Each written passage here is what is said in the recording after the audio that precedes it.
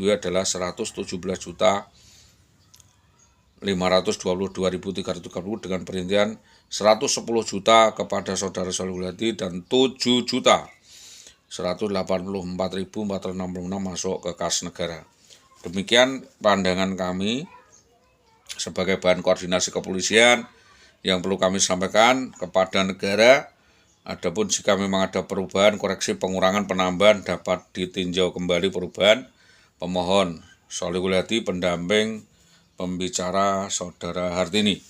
Demikian apa yang dapat kami sampaikan sebagai bahan konsolidasi, baik di tingkat kepolisian, tingkat desa, tingkat yang mana saja. Kita tidak main preman-premanan, tidak habis-habisan, karena negara ini negara hukum. Tidak ada yang bisa main hakim sendiri. Jadi semua harus sesuai konsep, semua persepsi. Dari perjalanan saya yang baik-baik saja, Ibu Indah juga berprestasi yang luar biasa tentunya. Semua pihak bisa memahami kondisi saya. Saya tidak ngamuk, saya tidak marah. Saya ini orang sekolahan, Pak. Saya ini orang berpendidikan, saya disekolahkan oleh bapak ibu saya, yang kebetulan memang nasibnya saya tidak atau kurang baik. Jadi bukan kok saya seenaknya sendiri menceraikan istri saya, tidak. Tetapi istri saya justru yang menggugat cerai saya. Jadi enaknya jalannya gimana? Tentunya ini bukan jualan sayur, bukan jualan ayam sayur. Jadi kita tidak main-main dengan Bapak Hakim. Tentunya ada hukum yang mengatur, tidak hukum rimba. Di dunia birokrasi ada mekanisme hukumnya, di dunia preman ada aturannya, di jalanan ada aturannya, di hukum perdata pidana ada aturannya. Sebab memang kalau ketahuan saudara IWW kok melakukan begitu dan terbukti kesalahannya, tentu mekanisme itu ada aturannya, maka semua sistem harus berjalan, semua sistem tidak akan menerima, bahkan bisa dihabisi semua. Maka dalam perjalanan ini tentunya dalam pengawalan kasus ini kita tidak bisa seenaknya sendiri, kita juga melimpahkan kuasa dengan cara-cara yang transparan. Memang kalau alasan untuk menakut-nakuti, ketakutan itu tidak beralasan, sangat tidak beralasan, karena ketakutan itu diciptakan sendiri dari kesalahan yang dilakukannya sendiri, sehingga problemnya adalah problem mereka sendiri. Kami tidak cukup alasan untuk melakukan apa yang dikatakan. Jadi maka seandainya ada hukum yang resiproksial resiproksial seperti pada pasal 18 ayat 2, pasal 64 ayat 1 KUHP, pasal 64 ayat 1, pasal 289 Junto 64 ayat 1, saya tetap berhak untuk menuntut siapapun atau peristiwa apapun atas ketidakterimaan saya, ketidakterimaan bahkan sekalipun didakwa atau dipersekusi oleh saudara Bambang atau saudara Bambang kawin resmi, maka proses hukum tetap juga berjalan. Jadi kepada bapak-bapak yang berkepentingan, kalau memang benar-benar memiliki etikat baik saudara IWW untuk melakukan proses hukum, proses mediasi, proses gelar perkara, baik itu silahkan datang baik-baik ke rumah saya untuk mediasi yang baik dengan empat mata, sebab saya tidak memiliki kepentingan apapun dengan saudara IWW lagi. Dan klarifikasi ini adalah harus dengan upaya LPSK, pengacara, keluarga, tokoh masyarakat, Koramil, kepolisian, sebab kasus seperti ini, kasus perampasan, penipuan, maling, rusak orang yang dilakukan ini masif dan terencana. Ya, ini sifatnya masif dan terencana, dan ada sindikatnya yang membackup dan menutup adanya keterangan demi keterangan dengan intimidasi baik dari sini maupun dari Magelang. Maka jalan yang saya tempuh tetap yaitu jalan menunggu, jalur yang baik, mencari celah, mediasi, restorasi of justice, kemasyarakatan, pamflet, viralkan, bahkan ada maling pun terpaksa kita juga diam saja karena hal ini sudah masuk ke wilayah perang. Jadi kita sudah perang sarap sekian lama, maka sebaiknya bapak-bapak di dinas atau siapapun untuk hati-hati. Sebab siapapun yang diduga terlibat di dalam intervensi, dalam skandal yang sekian lama, lama-kelamaan juga terungkap. Jelas di sini ada bandarnya, ada otaknya, ada rekayasanya, ada makelarnya dari pihak internal kepolisian maupun dari keluarga yang bersangkutan.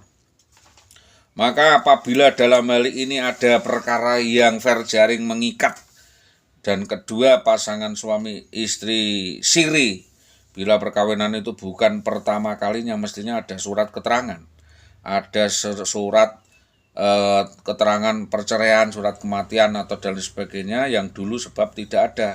Ini seorang wanita ini bisa lebih dari satu. Yang kelima adalah bila orang-orang yang harus memberikan izin untuk kawin lagi telah meninggal dunia, diterangkan surat kematian orang lain. Yang keenam, surat rekomendasi atau dispensasi dari pihak yang berwenang apakah menyatakan keberatan dan bisa mengakses. Yang ketujuh adalah adanya tanda tangan asli atau tanda tangan palsu. Apakah ada izin dari atasan atas dan atau suami sah bagi PNS atau prajurit apabila perkawinan itu diharuskan ada izin dari atasan atau yang berwajib. Pasal 577 perantara sipil yang berlaku berlawanan dengan ketentuan di atas dapat diancam 7 tahun penjara, denda 700 juta. Jadi ada perantara sipil yang berlawanan dengan ketentuan di atas diancam denda 700 juta rupiah.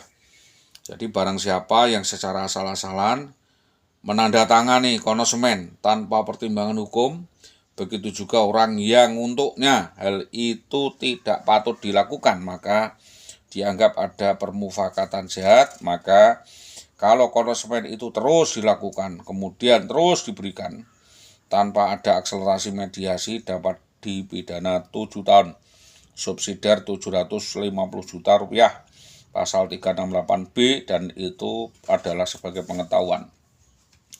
Saya hanya memperingatkan kepada dinas, terutama kepala sekolah, bahwa dampak dari perceraian sepihak di dalam konosemen paksaan cerai yang Anda paksa kepada saya itu bisa berdampak potensi-potensi pelanggaran hukum yang tajam ke depan dan ke belakang.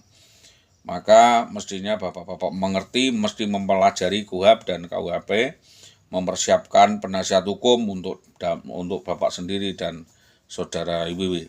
Dalam konosemen yang saya sampaikan pada menurut pasal 71 KUHP sipil, perlu surat-surat bukti yang jelas, berita acara arbitrase yang komprehensif, portofolio, serta surat-surat keterangan yang diserahkan kepada kepolisian dengan catatan sipil 1, tanda kehadiran kedua pihak. Yang kedua, surat-surat lain yaitu izin berwajib terkait kelurahan, RT, RW, kepolisian apabila ada perselesaian atau yang belum terselesaikan di dalam pernikahan. Yang ketiga adalah adanya surat keterangan bebas perkara dari kepolisian dan pemerintah dengan klarifikasi yang jelas dibuktikan oleh pengadilan negeri.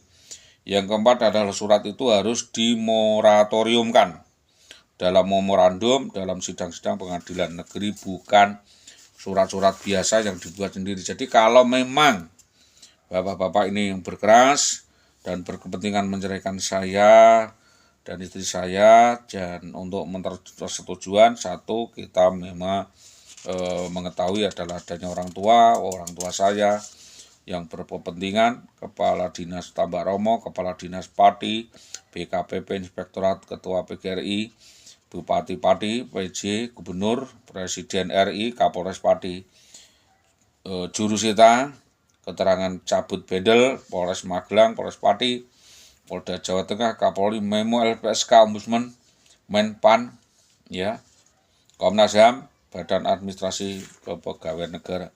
Untuk diketahui juga bahwa saya berharap dengan pernyataan saya yang terbuka seperti ini, Bapak bisa periksa, ya, bisa ngecek kepada Ibu Sundari, Ibu Suharto, Ibu Sundari Suci Karangwono, dan pihak terkait yang saya kira juga jadi korban akibat penipuan saudari WW yang demikian licin di Pati, di wilayah Pati. Tidak saja saya, bahkan Ibu Supawati, Pak Bambang Tomo, Pak Mas Bu Rusmini, Bu Patim yang bisa jadi juga korban-korban lain. Jadi kita meminta ada akselerasi, ada pemahaman bersama. Jadi di sini saya mengajak membuka mata semua kepala sekolah membuka mata untuk melihat sudut pandang bersama bahwa ini titik bawah hitam permasalahan yang pasti gelap, di mana Ibu Indah ini menderita semacam ya drama atau psikosomatis atau psikosomatis, Oedipus kompleks, kleptomania, kelainan kepribadian, ya hiper apa dan lain sebagainya, dan mungkin kalau dimungkinkan dapat dimulai untuk melakukan penyelidikan tambahan karena memang belum dihentikan. Lidik 2 dari Bapak Slamet ya menjanjikan tetap akan mengusut perkara ini siapapun dalang otak yang terlibat. Yang pertama juga Bapak Miftah Ansori yang tahu betul perkara ini. Terus yang ketiga adalah Bapak Arif Sirga di Lidik 1 tentang penelantaran. Saya juga tidak khawatir bahwa di situ ada sentra pelayanan. Ya tentunya di stakeholdernya adalah Dinas Pendidikan Tambak Romo. Tentunya tetap saya ingin mengawal kasus ini bekerjasama dengan Polsek Tambak Romo karena saya khawatir Ibu Indah ini terlibat di dalam jaringan sindikat besar. Walaupun mungkin polisi mengetahui, tetapi kurang bukti dan kurang saksi tentu ditahan dulu. Tidak ada bukti bahwa kejadian itu terjadi, maka Saudari Wi berkilah ya tentu akan mental atau terpinggirkan. Aku mengajak bahwa seluruh sivitas dinas untuk menilai kronologi keterangan saya terkait kejahatan beruntun ini yang dikemas sedemikian rapi. Akal sehat saja bisa tertipu ya, karena untuk apa kita membackingi sesuatu yang tidak ada artinya, bahwa apa saja bisa terjadi. Dan mungkin terjadi bahwa apa yang dianggap menghalangi penyidikan atau mempersulit penyidikan bisa bahkan dianggap menjadi serangkaian otak kejahatan berlapis dan konspirasi mafia. Saya tinggal melihat saja endingnya nanti Pak, biar masyarakat menilai, biar adat di Ngerang atau masyarakat di Tambak Romo menilai, membuka tabir siapa yang bekerja di balik kejahatan-kejahatan Ibu Indah, dan saya tunggu endingnya saja. Itu tentunya saya serahkan kepada kepolisian. Jadi bukan apa-apa Pak, saya cuma mempertanyakan, saya kembali mempertanggungjawabkan atau menjawab pertanyaan yang selama ini menjadi misteri, dan apa yang pantas saya sampaikan. Dan karena memang Saudari Wiwi sudah minggat dari rumah, dan sebelum minggat sudah menjual ini, menjual itu, dan menipu ini, menipu itu, melakukan perampokan, pencurian, penggelapan aset milik orang lain. Siapa yang tidak tahu, semua sudah tahu, sudah segitu banyak permasalahan, dan dari kelicikan itu saya juga sudah ngintip lama sekali, yaitu kalau memang dia keluar dan mengaku janda, suaminya sudah mati, stres, gila, seperti itu, modusnya seperti itu, apalagi dan lain sebagainya, itu adalah drama yang dirancang sedemikian rupa untuk menghilangkan jejak dari kejahatannya dengan mengambing hitamkan orang lain. Dulu juga ada orang Temanggung Pak yang jadi korban ya ditipu daya seperti ini. Lalu orang Tempuran namanya Pak Arif ya, yang meloroti duit tok seperti ini dengan Mamat bin Kadir 1997. Ya Mas Arif ini anaknya Polsek dulu ya. Terus minta dilamar, lalu setelah dapat lamaran dia mengemoi gitu lah. Jadi wajahnya dipakai untuk meras orang. Dan ternyata pada akhirnya saya juga ditelai ya. Menggasak uang 300 juta, 80 juta, 8 juta, dan sampai ngutang sana sini nilainya fantastis 470 juta termasuk uang desa. Setelah dapat duit minggat, jadi bulan-bulanan hingga dengan sekarang. Itu yang dapat kami sampaikan, karena saya selama ini merasa ditelantarkan, saya merasa dikorbankan, saya merasa dinina-bobokkan. Saya hanya bisa melihat, ngurut dodo Pak saja, dan sejauh ini saya tidak bisa berbuat apa-apa. Tentu saya bisa menyampaikannya kepada yang berwajib, kepada Bapak Kepolisian untuk dapat mengungkap kasus ini seluas-luasnya, selebar-lebarnya, dengan fokus kepada peristiwanya. Jadi yang dapat kita tuntut adalah peristiwanya. Jadi peristiwa kasus ini untuk dapat diungkap, siapapun yang terlibat untuk dapat tuntut dan dapat dilakukan pengejaran sebagaimana apa yang berkas-berkas kami sampaikan terkait beberapa hal yang mengikat dan tertentu. Itu yang dapat kami sampaikan atas kerjasama yang baik dari semua pihak, terutama dari kepolisian. Kembali lagi saya sampaikan terima kasih, selamat pagi. Saya Solikul Hadi, SAG SPD bin Kiai Haji Abdul Hanan, Desa Karangkonang, Kecamatan Winong, Kabupaten Pati, Jawa Tengah. Assalamualaikum warahmatullahi wabarakatuh.